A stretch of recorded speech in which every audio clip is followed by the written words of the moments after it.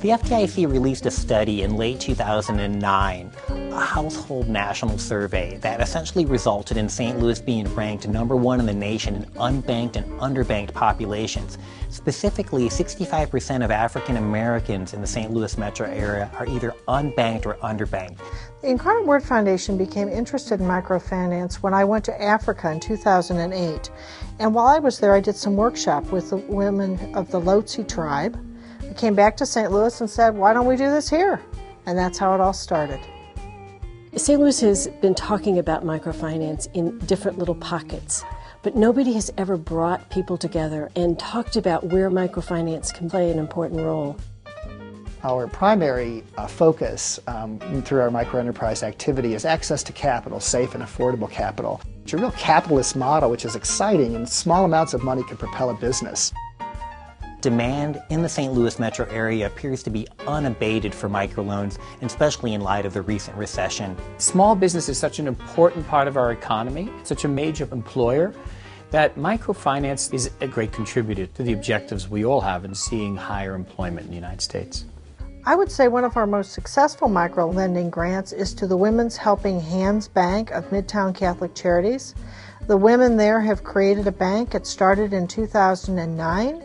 They have a micro-lending program for the people in the neighborhood.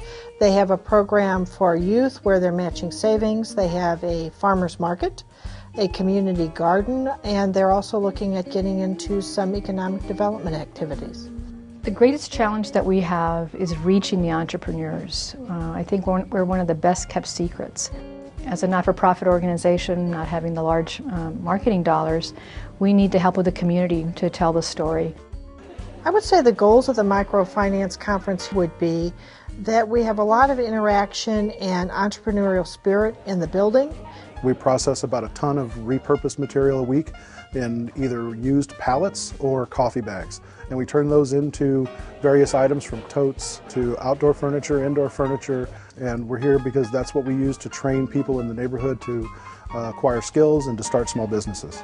The microenterprise landscape is so dynamic in St. Louis. It's exciting to be part of so many entrepreneurs who are serious about accessing credit in ways that they haven't in the past, credit for their business. At Justine Peterson, we view the credit score as someone's ultimate asset. In fact, we view an individual credit score as the fundamental asset for domestic microfinance. So without that high credit score, the entrepreneur really is handicapping herself because she can't go past her poor credit score, which means that she can't advance her capital needs.